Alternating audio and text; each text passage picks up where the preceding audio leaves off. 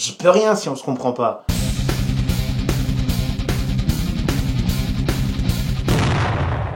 Il est communément admis que les hommes viendraient de Mars et les femmes de Vénus. Seulement au lieu de tomber dans la facilité et de dire qu'ils ne viendraient pas du même monde, je préfère dire qu'ils ont juste pas la même perception des choses. Alors qu'en général les hommes radicalisent pour ne voir les choses qu'en noir et blanc, les femmes, elles, nous ont encore prouvé récemment qu'elles aimaient bien voir le monde en 50 nuances de gris.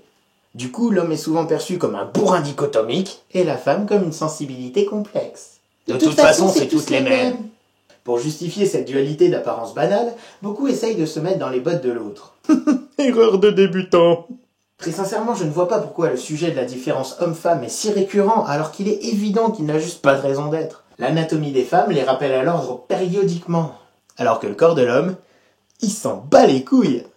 L'homme peut mettre sa vie en danger par pur plaisir. Et avouons-le aussi par insouciance. Alors que la femme aura tendance à prendre en compte un tout petit peu plus de facteurs face au danger. Le paraître esthétique est imposé à la femme par la société. Tout comme la simplicité et la rigueur sont des valeurs imposées comme masculines. Nous sommes entourés de clichés et de préjugés sexistes qui forgent nos a priori du modèle féminin et masculin. Certaines personnes mettent un point d'honneur à ne pas correspondre à ces obligations sociales, que ce soit par anticonformisme ou aux dépens de leur sexe de naissance. Mais toujours est-il que le paraître reste une vitrine essentielle à notre identité sexuelle.